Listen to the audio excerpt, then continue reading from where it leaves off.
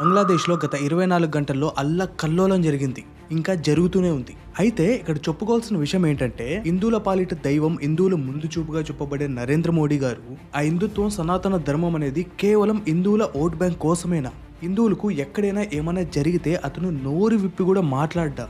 ఇవన్నీ కూడా ఎందుకంటున్నానంటే, బంగ్లాదేశ్లో దీపు చంద్రదాస్ అనే ఒక హిందువుని నడి రోడ్డు పైన కొట్టి చంపి ఆ తర్వాత పెట్రోల్ పోసి మరీ తగలెట్టేశారు. అంతేకాదు ఈ దుర్మార్గాన్ని అంతా కూడా ఫోన్లో రికార్డ్ చేసి సోషల్ మీడియాలో పెట్టారు. బట్ అయినా కూడా ఈ వీడియో తీసే టయానికి కూడా నరేంద్ర మోడీ గారు ఏ మాట కూడా మాట్లాడలేదు. ఇదికొస్తే పక్కన పెడితే, బంగ్లాదేశ్లో ఉస్మాన్ అదీ అనే ఒక వ్యక్తి ఉండేవాడు. యూత్ లీడర్ అతను. ఈ వ్యక్తి సింగపూర్లో ట్రీట్మెంట్ తీసుకుంటూ చనిపోవడం జరిగింది. బట్ ఇతను చనిపోతే బ్లేమ్ అంతా కూడా ఇండియా మీద వేస్తున్నారు. ఇతను చనిపోవడానికి కారణం ఇండియా అని చెప్తున్నారు. ఇంతేకాదు ఈ విషయంలో బంగ్లాదేశ్లో అల్లకల్లోలం జరుగుతుంది. దీనికి సంబంధించిన బ్లేమ్ అంతా కూడా ఇండియా పైనే వేస్తున్నారు. ఒక రేంజ్ లో యాంటీ ఇండియా సెంటిమెంట్స్ పెరిగిపోయాయి.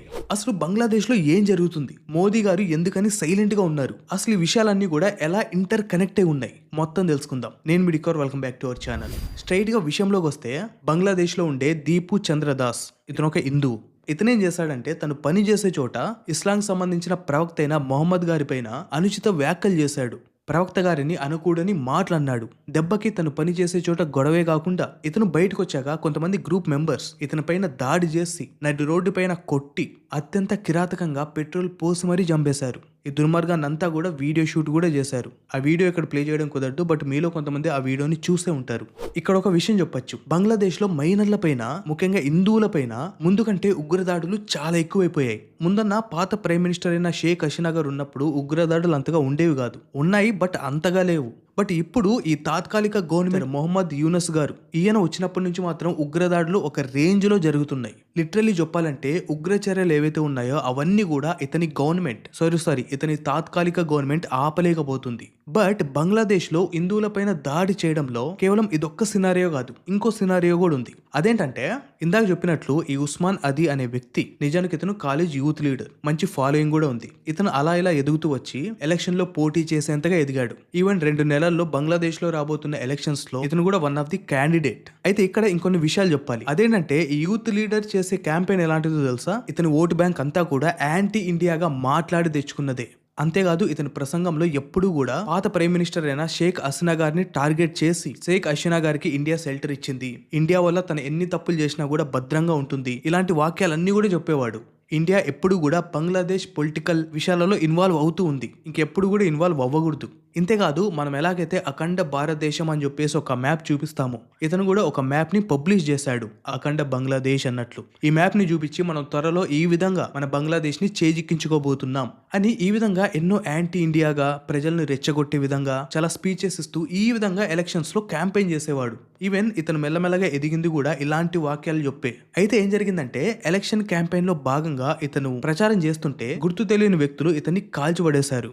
సో వెంటనే ఇతన్ని తీసుకొని సింగపూర్కి కూడా వెళ్లారు. బట్ అక్కడ ట్రీట్మెంట్ జరుగుతుంటే మధ్యలోనే ఇతను చనిపోవడం జరిగింది. సో ఇతను చనిపోయిన తర్వాత బంగ్లాదేశ్ అల్లకల్లోలం అయిపోయింది. అతని అనుచరులు, ఫాలోవర్స్, కార్యకర్తలు వీళ్ళందరూ కూడా బంగ్లాదేశ్ ని అల్లకల్లోలం చేశారు. రోడ్లపైన షాపులను పగలగొట్టడం, మైనర్ల పైన దాడులు చేయడం, అవతల పార్టీ వాళ్ళని కొట్టడం, మొత్తం కూడా హింసాత్మకంగా చేసేశారు. ఇంకా చెప్పాలంటే, బంగ్లాదేశ్ లో ఒక 2 న్యూస్ పేపర్లు వాళ్ళు ఉండేవాళ్ళు. వీళ్ళు లిబరల్ గా ఉండేవాళ్ళు. వాళ్ళకి సంబంధించిన జర్నలిస్టులను కొట్టడం, వాళ్ళకి సంబంధించిన ఆఫీసులు తగలబెట్టేయడం, ఇవన్నీ కూడా చేస్తున్నారు. బట్ ఇక్కడ మెయిన్ పాయింట్ ఏంటంటే, దీనికి ఏమాత్రం సంబంధం లేని ఇండియాని ఇన్వాల్వ్ చేస్తున్నారు. వాళ్ళేం చెప్తున్నారంటే, ఇతన్ని షూట్ చేసిన వ్యక్తులు అతన్ని షూట్ చేసేసి ఇండియాకి పారిపోయారు అని. ఇంతేకాదు దీని వెనుకున్నది షేక్ హసీనా గారు, ఇదంతా కూడా ఇండియా హెల్ప్ తీసుకొని ఆపరేట్ చేస్తుంది అని బంగ్లాదేశ్ నుంచి ఈ విధమైన కాంట్రవర్షియల్ థింగ్స్ అన్ని బయటపడుతున్నాయి. బట్ ఇక్కడ మాట్లాడుకోవాల్సిన విషయం ఏంటంటే, బంగ్లాదేశ్ లో రాబోయే ఫిబ్రవరి నాడు జరిగే ఎలక్షన్స్ ఏవైతే ఉన్నాయో అవి చాలా ముఖ్యమైనవి. ఎందుకంటే ఆ ఎలక్షన్స్ లో రీఫార్మ్ ఎజెండా ఉంది, కాన్స్టిట్యూషనల్ రిఫరెండం జరుగుతుంది. కాబట్టి ఈ ఎలక్షన్స్ బంగ్లాదేశ్ లో చాలా అంటే చాలా కీలకమైనవి. ఈ ఎలక్షన్స్ ద్వారానే కాన్స్టిట్యూషనల్ రిఫరెండం కి ప్రజల నుంచి ఓట్లను సేకరిస్తారు. కాబట్టి ఈ ఎలక్షన్స్ అనేటివి చాలా అంటే చాలా ముఖ్యమైనవి. సో అందుకోసమే బంగ్లాదేశ్ లో ఉన్న ఇప్పటి తాత్కాలిక గవర్నమెంట్ ఏవైతే దాడులు జరుగుతున్నాయో అవన్నీ కూడా జరగకుండా చూసుకుంటామని, అలాగే ఎవరైతే మైనర్ వ్యక్తి, హిందూ వ్యక్తి చనిపోయాడో అతనికి రెస్ట్ ఇన్ పీస్ చెప్పడం, దీంతో పాటు ఈ యూత్ లీడర్ ఎవరైతే చనిపోయారో అతనికి కూడా రెస్ట్ ఇన్ పీస్ చెప్పడం, ఇవన్నీ కూడా జరుగుతూ వచ్చాయి. అయితే హిందువుల పాలిట దైవంగా చెప్పబడే నరేంద్ర మోడీ గారు ఒక హిందూ వ్యక్తిని ఆ విధంగా కొట్టి చంపి పెట్రోల్ తో కాల్ చేసినా కూడా ఏ మాత్రం కూడా నోరెత్తట్లేదు. కానీ ఎందుకు? అట్లీస్ట్ ఏదో ఒకటి కండెమ్ చేయొచ్చు కదా. బట్ ఏది కూడా తను చేయలేదు. ఈవెన్ ఇంకా మనం మాట్లాడుకుంటే ఇదే విషయాన్ని ప్రియాంక గాంధీ గారు చెప్పారు, అడ్రస్ చేయండి అని.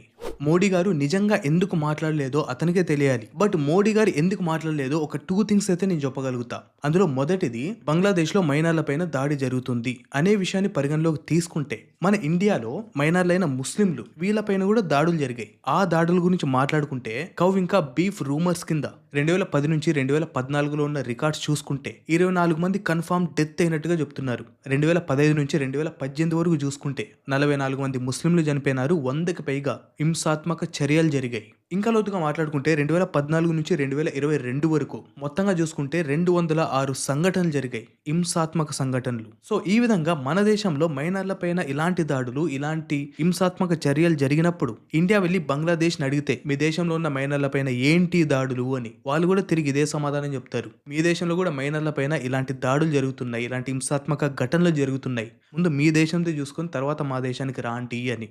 ఇదొక విషయంగా మాట్లాడుకుంటే రెండో విషయం మాట్లాడతా, ఇది చాలా ఇంట్రెస్టింగ్గా ఉంటుంది. అదేంటంటే బీజేపీ అంటేనే అందరూ గుర్తొస్తుంది మతపరమైన రాజకీయాలు అన్నట్లుగా. ఈవెన్ నేను చెప్పనక్కర్లేదు, ఎంతో మంది డిప్లొమాట్స్ మాట్లాడతారు, ఈవెన్ సాధారణ జనం కూడా మాట్లాడతారు. సో అదే విధంగా మాట్లాడుకుంటే ఇప్పుడు మోదీ గారు బంగ్లాదేశ్ గురించి ఈ విషయంలో మాట్లాడడం వల్ల పెద్ద ఉపయోగం లేదు, మోదీ గారికి.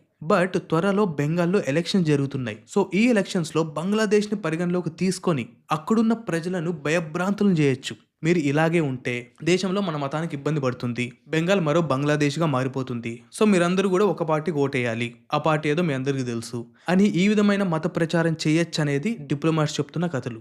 బట్ ఇందులో నిజం ఎంతవరకు ఉండొచ్చో, రియాలిటీ ఎంతవరకు ఉండొచ్చో అది దేవుడికే తెలియాలి. బట్ ఏది ఏమైనా బంగ్లాదేశ్లో ఒక హిందువుని ఆ విధంగా కొట్టి పెట్రోల్ పోసి మరి అతన్ని చంపడం అనేది చాలా అన్యాయం, దాన్ని ఖచ్చితంగా కండెమ్ చేయాలి. ఇంకా రెండవది, ఆ యూత్ లీడర్ ఎవరైతే ఉన్నారో అతనికి సంబంధించిన అసాసినేషన్ ఖచ్చితంగా కుట్రనే, అదైతే కన్ఫామ్ గా చెప్పొచ్చు. ఇంకా మూడవది, బంగ్లాదేశ్ లో ఇందాక చెప్పినట్లు మైనార్ల పైన, ముఖ్యంగా హిందువుల పైన అటాక్స్ ఏవైతే జరుగుతున్నాయో వాటిని క్వశ్చన్ చేసేంతగా ఇండియాకి మోరల్ అథారిటీ లేదు. కాబట్టి ఇందులో ఎవరు కూడా ఏమీ చేయలేం. కాబట్టి ఎవరైతే బంగ్లాదేశ్ లో మైనారిటీస్ ఉన్నారో వాళ్ళందరూ కూడా కలిసికట్టుగా ఉండాలి. వారికి వచ్చిన కష్టం ఏదైతే ఉందో వాళ్ళే ఎదుర్కోవాలి. బంగ్లాదేశ్ లో గత కొన్ని సంవత్సరాలుగా ఏవైతే ఎలక్షన్స్ జరగాలి, కాన్స్టిట్యూషనల్ రిఫరెండం ఏదైతే ఉందో అది జరగాలి అని ఏదైతే అనుకుంటున్నారో అది ఖచ్చితంగా మంచిగా జరగాలి, మంచిగా ఎలక్షన్స్ జరగాలి. ఇవి ఏవైతే ఉద్రిక్త పరిస్థితులు ఉన్నాయో అవి ఖచ్చితంగా చక్కగా మారాలి. బట్ ఒక్కటి మాత్రం నిజం, ఏ కంట్రీలో అయినా మైనారిటీ అని చెప్పి దాడులు చేసుకుంటూ పోతే ఏదో ఒక రోజు ఆ కంట్రీకే నష్టం ఏర్పడుతుంది. ఫ్రెండ్స్, ఈ వీడియో గురించి మీరేమనుకున్నారో ఖచ్చితంగా కామెంట్ చేయండి. అలాగే మతపరమైన రాజకీయాల గురించి మీకున్న ఒపీనియన్ ని మీరు ఖచ్చితంగా కామెంట్ చేయండి. అలాగే ఏ దేశంలో అయినా కూడా మైనారిటీలకు ఉండాల్సిన కనీస హక్కులేంటో కూడా ఖచ్చితంగా కామెంట్ చేయండి. నెక్స్ట్ వీడియోలో మళ్ళీ కలుద్దాం.